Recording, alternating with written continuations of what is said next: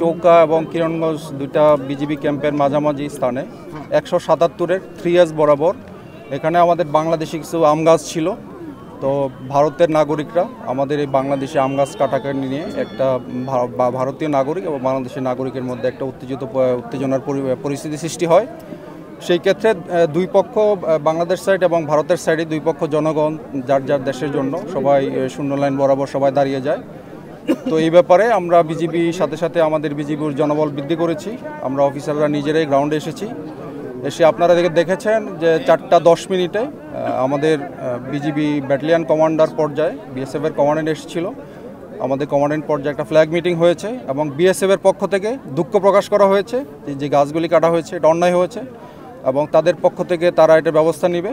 তো সুতরাং আমরাও একদম লাস্ট সম্পূর্ণ বিচার না হওয়া পর্যন্ত আমরা গ্রাউন্ডে আছি এবং যেন শূন্য লাইন বাংলা কেউ অতিক্রম না করে এবং উত্তেজনা পরিবেশ প্রশমিত করার জন্য আমরা বিজিবি প্রস্তুত আছি।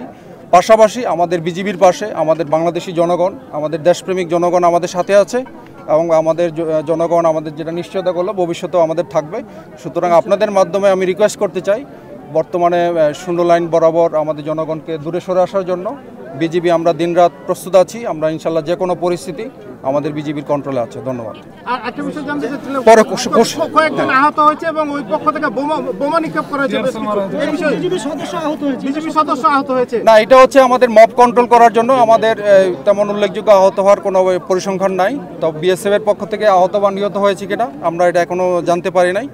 তবে আমরা এটা বিভিন্ন মব কন্ট্রোল করার জন্য ওরা সাউন্ড গ্রেনেড নিক্ষেপ করেছে, যেটা ওরা ইন্টারন্যাশনাল আইন যেটা আছে এটা ভঙ্গ করেছে।